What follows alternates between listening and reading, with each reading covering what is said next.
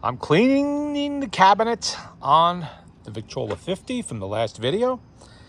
And I'm on the bottom panel now, which is the cruddiest looking one of all of the panels. I'm using Kotton Kleaser cleaner and a paintbrush and some terry cloth towels. I get these towels at estate sales for sometimes for nothing. And I cut them up in little squares and I use them for this. They are ideal for this purpose and a lot cheaper than buying rags by the bag at the auto parts store or Amazon or wherever.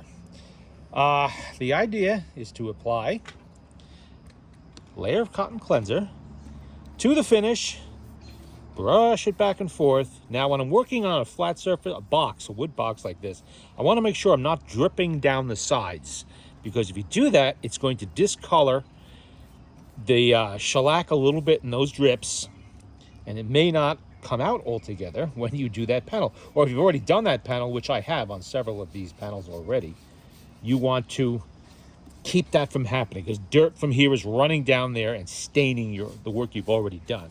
Now, there's some paint chips in here, and that's going to soften up in a moment, because that's what Kotton Kleaser does. It softens up the uppermost layer of the shellac, allowing dirt to come loose.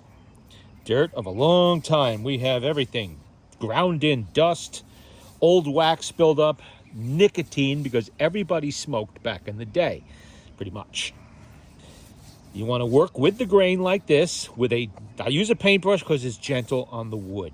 You don't want to get too aggressive scrubbing away. Kotton Kleaser suggests the use of 4O steel wool, and maybe that's the case for something that's heavily alligatored. This is not. This will soften some of the alligatoring. It will not remove it. Don't try to remove it, because if you do, see how that's turning darker? Well, maybe you can't on the camera, but it is. Okay, now I'm going to take my fingernail to that paint spot, and there it goes. It's gone. If you get too aggressive on that alligatoring, you will strip off the shellac entirely and end up with a bald spot on your finish. Okay, just like this. Just like you're painting it. That's all. And you're only going to leave it on here, maybe 3-4 minutes or something like that, depending on how dirty it is. This is the dirtiest panel. Now, what I will do occasionally, take my rag, go around the edges like this to make sure I'm mopping up any errant drips that are coming down there. We don't want that. We let it sit a little bit. As it softens up the goop and the dirt and everything else is on there. This will also help blend in some of the bald spots that might be there, or scratches, things like that. Oh, lost a little thing off my brush. Just like this, just work it. You don't want to leave this on there too long, because then it can soften too much. Always follow the directions that are on the little containers they give you with the Kotton Kleaser. And once this is dry, what I'll do is, after this is done, I will let this box dry for about a day to get all of the Kotton Kleaser dried up thoroughly, even if any is stuck underneath the corner protectors. And I don't recommend removing these on this particular model when you do this, because getting them back on, if you get one in the wrong place, it's not going to look correct. It's going to gap a little bit, because these have been on there 100 years and they're formed very well to the wood. So unless you're extremely careful in marking everything, where it came off and all of that, and even where the screws go, you're going to end up having an issue when you go to put them back on. So you don't want to do that. And there's no need to anyway. This is not nearly dirty enough, and we are not doing some kind of a refinishing here. I don't refinish machines. I preserve as much of the original finish as I can. It's only original once. And I'm not looking to get a new machine here. If I wanted new equipment, I'd go to Best Buy or whatever, if they still exist, or Amazon, and buy something new. I don't need new. This is an antique, and I want to preserve it, not change it. I was turned on to this method by a museum curator at the Met in New York City many years ago. Apparently, they use this to very gently clean centuries of dirt off of artwork, paintings and such, that are worth multiple millions of dollars. They also use it for furniture and other items that they had in their collection,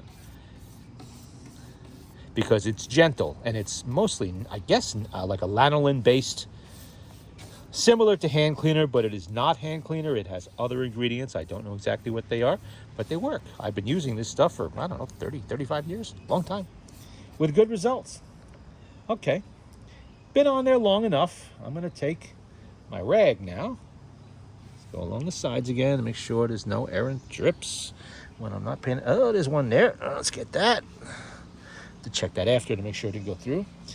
There we go. And you know, once I'm done with this and it's dried up, I'm going to put the wood feeder on. When you use the wood feeder, make sure you're only using a light amount each time. Don't slobber it on there. Just put it on a rag and just gently wipe it. I can't do it now because I need to let this dry, like I said, but always be gentle with it. Put it on in thin coats. Always work in thin coats. Otherwise, you can discolor the shellac, and you don't want to do that. It'll look like massive wax buildup. Almost like this looked like before I started cleaning it. I'll flip it over in a little bit and show you the top side, which I've already been working on. There's been a major improvement there because there was a lot of wax buildup on the top. I think I said in the last video, this machine does not appear to have been banished to the attic for its entire existence. I suspect this was probably on display in somebody's house, might even have been used until I acquired it. Probably showed up in an estate sale, and the seller I bought it from would have gotten it there, because I've seen attic finds. This isn't nearly that bad, and it was still playable. This machine was not broken. The spring was still, able to play records, things like that. This is the bottom panel, so you're going to see little gouges and scrapes like this, because this was used as a picnic phonograph outdoors. This did not stay around in somebody's house all the time. They used this machine. Probably not after the 1920s or 30s, but they did use it. Okay. That's not bad. That is cleaned off. The crud, anyway. It's not going to do anything about the gouges. Don't expect miracles here. But, well, we got an errant little splatter there. Let's take care of that. So I already did this panel. I've done the back panel. Let's get on there again and make sure I didn't leave anything on there. And I've done, some more splatters. There you go. That's the top panel. And you can see there's a big improvement in that compared to how it looked in the last video. I mean, it wasn't horrible in the last video, but there were swirl marks and a little, you could just barely make out a few. That is from years of wax applications. Who knows what kind of wax they were using 100 years ago and in the time between. It did distort the shellac a little bit, mark it up a little bit. I'm hoping that the wood feeder, which I will be putting on here, as I mentioned, will blend some of that in and get rid of it. You can just barely make it out now. It's not bad at all. It's very presentable. Like I said, work with the wood feeder in thin coats. Put it on thin, come back a few hours or a day or whatever later, because the wood will absorb it. And that'll help darken up the lighter spots where the shellac might be a little thin. The wood's going to suck that up. It's 100 years old. Even though it's a tight grain like mahogany is, it's still going to suck it up. And if it needs it, if it's very dry looking still, put another thin coat on and keep doing that until it doesn't seem to be absorbing too much, or at least maybe 2 or 3 coats. Don't get too carried away. And then, wipe off any excess. Let it dry another day. This is a time-consuming process, cleaning these things. Let it dry. Then you use the Kotton Kleaser, and I don't think I have any here, do I? No, I don't. But they have the wood, the polish, which is a beeswax-based polish, lemon oil, whatever's in there. And use that. Dirt on there. And that will absorb into the wood a little bit also. Darken it slightly in the lighter spots, like here and here. And then, you're good to go. You wipe your rag over to wipe the excess off, polish it up a little bit. You're good to go. I've already glued the crack over here. Well, it wasn't a crack. The seam was starting to open up a little bit. I stabilized it with Elmer's wood glue and a clamp. That's all it takes. Don't get carried away. You don't have to try to split it open and put more glue in it. You're good. Just work the glue into the crack with your finger. It's only Elmer's. It's non-toxic. You can put it in your mouth if you want to. Won't kill you. And it takes a while to dry, so you have time to work with it. It's made for this application. You work it in like this into the crack, get it, push it down in there, and then you clamp it. That's all you do, because that was only a small crack in this case. It was not a separation. Let's see, we got to raise the camera a little bit here if you want to see that. That is a little bit of crud on there from the towel. That's a paint splatter. That's a paint splatter. We'll take care of that. All right, let's go here.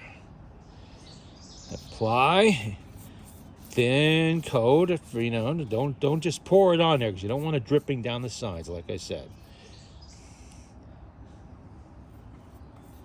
Just like this. Just like you're painting it. Pretend you're painting. That's all you got to do. And then when you're done, raise the lid and get along the edges in there to clean up any that gets down in the seam. There you go. Maybe a little bit more. And it is lifting up a century of crud that's on there. Go like that a little bit. Now, you never want to use a stiff brush on this, because you don't want to start digging into your softening shellac. You don't want to do that, because that is going to create problems for you. Then you will be looking at a full refinish, which I don't recommend that you do, because then it's going to be your fault. So work carefully and work the way the instructions tell you. I think, let's see, we got most of the paint splatters came off without my hat. Oh, that one didn't. These things always have paint splatters. Don't ask me why people don't cover stuff when they paint in their house. Fortunately, it's house paint. You know, it's room paint, it's normal stuff. So the Kotton Kleaser will, you know, soften that up a little bit, and then you take your fingernail, never any kind of a tool, take your fingernail and work the little splatter. If it's deep in the grain, leave it there.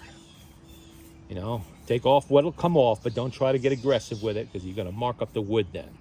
There's nothing you can do about it if it's deep down in the grain. You're just going to have to live with it. But fortunately, this grain is very tight. Oak, it's more of a problem. Oak is a more open grain. Mahogany, however, is pretty tight grain. So it doesn't really get down in there and cause problems too much. It stays on the surface. Work around your edges. And just keep scrubbing it like that a little bit. Only going to leave it on here a few minutes, just, you know, enough to soften up the topmost layer of shellac and raise the dirt out of it. And again, with the open grain oak, this is a bit more of an involved process, because there's more crud down in the grain that has to raise to the surface, and it'll take you a little bit longer to get it done. Mahogany's a little bit easier to work with in this aspect anyway. So just get in there and work it around.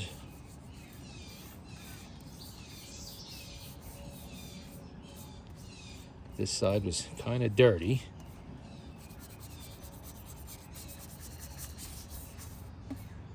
Okay, there we go. So remember, Kotton Kleaser cleaner like this, then Kotton Kleaser wood feeder, and then the beeswax polish. They sell it as a kit, so you can actually buy the whole thing in one kit, enough to do the average machine. And I think it's 40 some odd dollars, something like that. I'm not sure. You'd have to check the website. Go to Google Kotton Kleaser. It's with a K. Kotton, K with a K, Kleaser with a K. You'll find it. Okay, now let's wipe it off.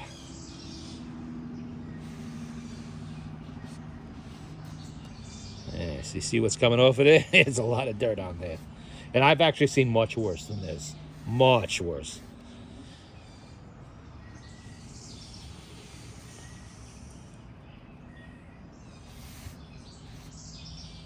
Okay, let's get a clean part of the towel here.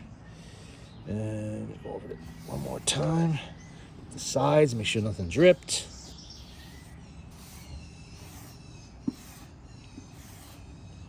Okay, there we go.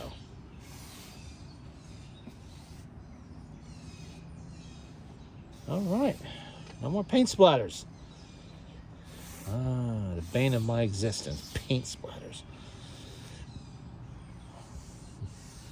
And I've already redone the motor for this with a brand new mainspring. And that is ready to go back in, but not until I'm done with the cleaning, because it's a lot easier to work. Oh, another little paint splatter there. It's a lot easier to work with these when they're light. With all that weight, the horn's out of it, the motor board, everything's out of it. Okay, you need to raise up a little bit more. Careful not to knock the camera over.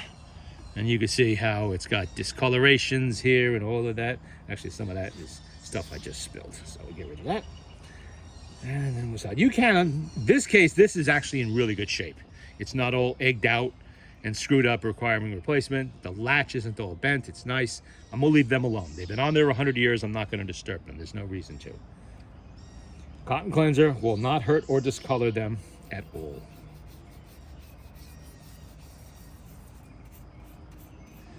Get it in there. Work it around all the bits and pieces. Let it soften up everything. There we go. All right. There we go. And then I'll look over the box when I'm done to make sure I didn't miss any spots or there isn't anywhere I need to go over again for any reason. But don't get too carried away. You know, you're not taking off all of the patina here. There's going to be little scrapes and scratches and maybe a deep-rooted paint splatter. That's all part of the history of this machine. That's its journey through time. You're not going to get rid of that. You don't want to get rid of that. All right, you have something here. What's this? This is made in 1921. All right, it's 104 years old. You don't want to be, you know, taking all of that history off of it. Every little mark on this machine tells a story. It's, you know, a picnic. It's playing it on the patio.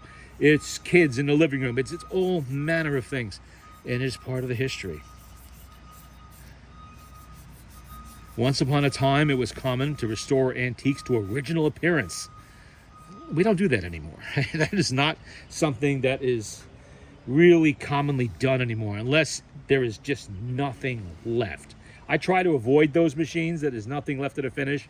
I leave those to the refinishing professionals that are better at it than I am. Let them deal with that.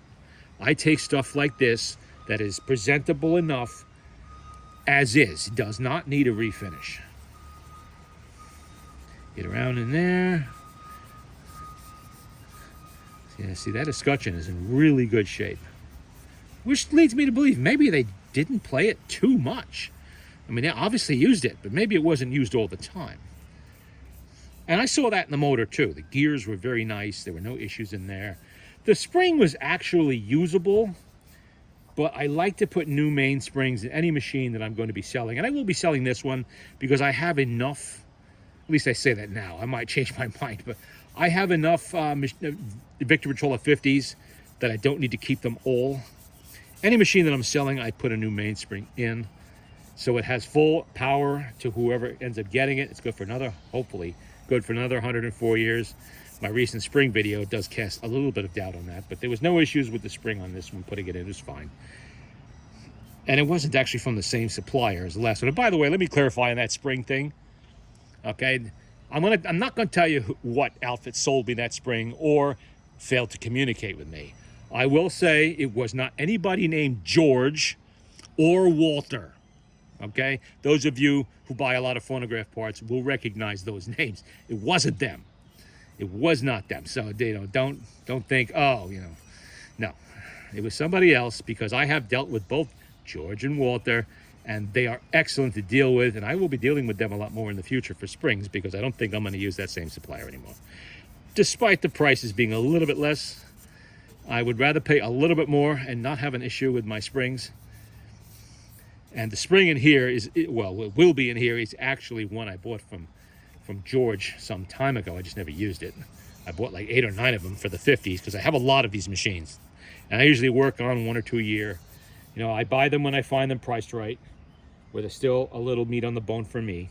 And I have a lot of fun restoring them. And then when I'm done, I don't need to keep them because I have a collection of Victrola 50s of my own that I play regularly and have been with me a very long time. I did a video not too long ago on my original Victrola 50, the first Victrola I ever owned, that's been with me almost, oh well, about 35 years, maybe a little longer than that. Early 1990s, I say. Late 80s, somewhere around in there I bought it. I don't even remember anymore. And I'm never getting rid of that. That's mine forever. So that's the one that gets played when I need to play a 50 the most. I also have a really nice front crank mahogany. I have a homemade Victrola. I've done a video on that one. And that's never leaving me either. That's a one-of-a-kind machine. And it's such a nice job the maker did on that one. So yeah, I'm never, ever giving that up. All right, I got lots of towels, so I will just get a new towel. That one's getting a little too soaked with this stuff. Get on the sides, make sure you're not dripping down anywhere. Kind of wipe with the grain where possible. Get in there, that nice, clean. Okay, there we go.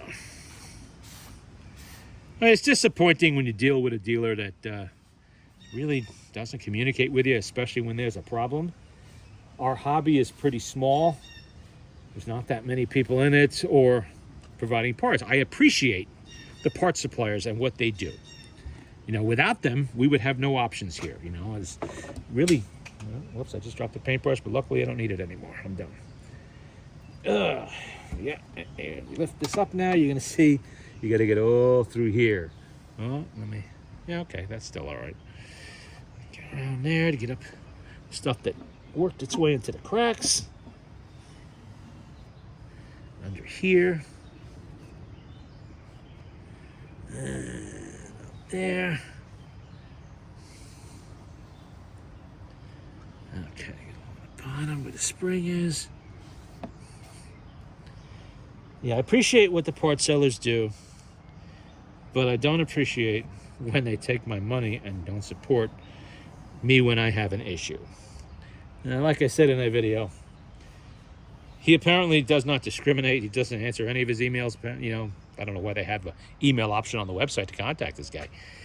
Because once upon a time, he did send me a double order. And we're talking over $300 here, you know, of springs and reproducer repair parts and other things. And then, you know, he sent me the same order twice, only charged me once. I notified him using that email, which is the only way I have to get hold of him. And he never got back to me. All I wanted was a return ticket to send it back because, you know what? It wasn't my mistake. I'm not paying for the shipping. That's not happening. I'm not Santa Claus here. And never got back to me. So I'm still ahead of the game on that one. You know, that's why I'm not too upset. I did use those springs later on. I kept that box around for over 7 months when I never got anybody calling me or contacting me, and I'd sent multiple messages. I just used them. And the springs were good. They didn't break. Matter of fact, they're in my, what did I use them in? The Victrola 11 tabletop model from 1910 has those springs in it.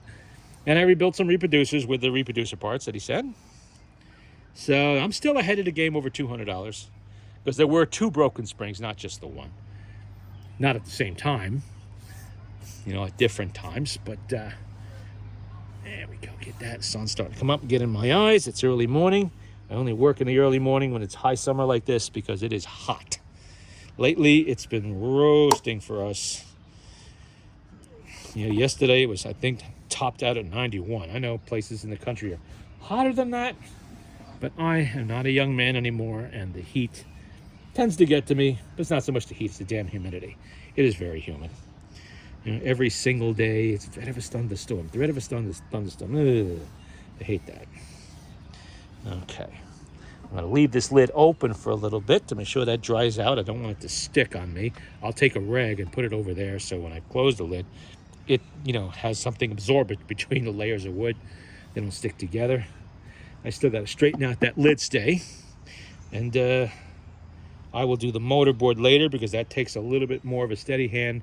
I don't want to get any Kotton Kleaser on the patent label, which is only paper. It will stain that and discolor it forever. So I have to be very careful. You can see the Kotton Kleaser actually took off some of the dirt that was on the metal there for the latch. They do have a Kotton Kleaser wood cleaner too. I'm sorry, metal cleaner. But this dirt was just dirt. It wasn't corrosion.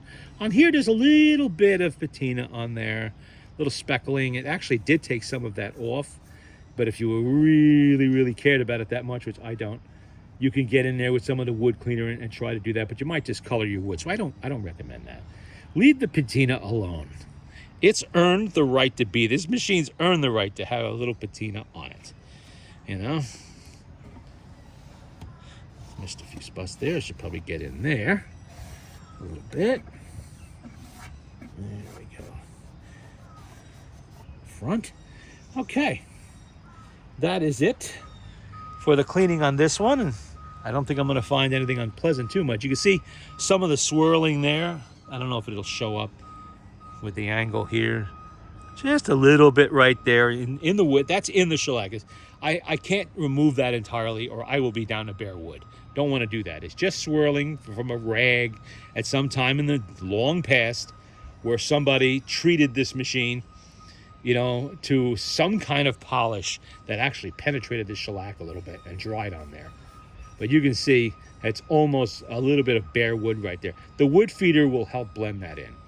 It'll help blend in the shellac, and so will the polish. So it's going to look a lot better once the wood feeder is dried in there. It's sucked into the pores of the wood. So I don't worry about that too much. Everything else looks pretty good. It was much worse before I started cleaning it. Okay. I think that's it for today. That's your lesson in using Kotton Kleaser. Kotton Kleaser with K's. To clean your antique wood finishes. Not that it's the only way to do it. There are many other ways. This is just the way that I use.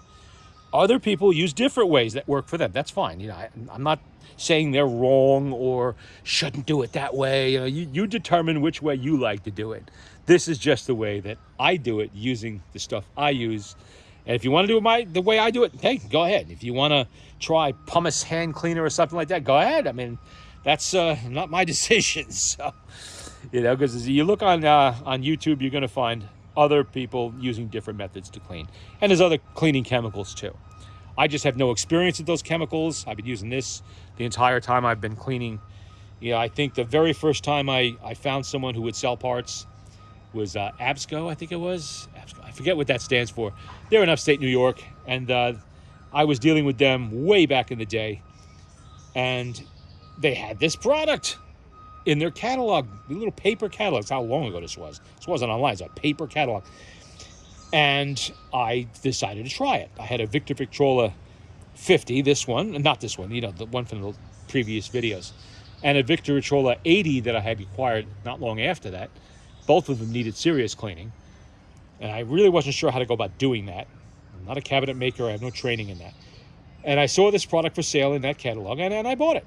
Well, along with the reproducer rebuilding parts I wanted to try and some other things. And ever since then, you know, I have used it. And it's gotten a lot easier to get since, you know, I think in 2003 or 4 I got online, and Google came along there, and I was able to find it easily online and order it.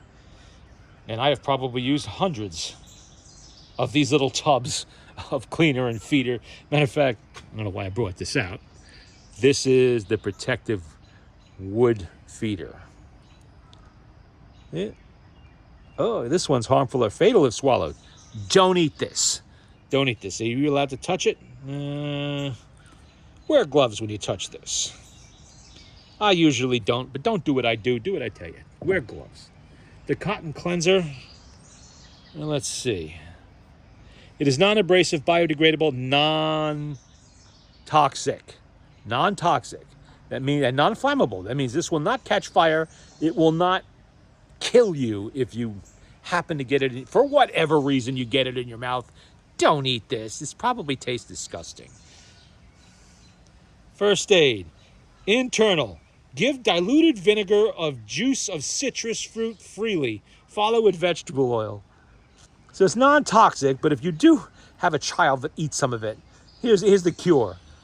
Call physician immediately. That's not a good sign. Contains petroleum distillates. Do not ingest and wash Affected skin with soap and water. Rinse skin with running water. Okay, that's easy enough. Non-toxic, though. It's not actually going to kill you, but it'll probably give you the vomits or something if you get it inside of you. It's not meant to be taken externally or internally. It's for wood. You have to give those disclaimers now because there are people out there that are just strange and they do weird things. Alrighty. Have fun with your machines. And this will be back again when it's playing.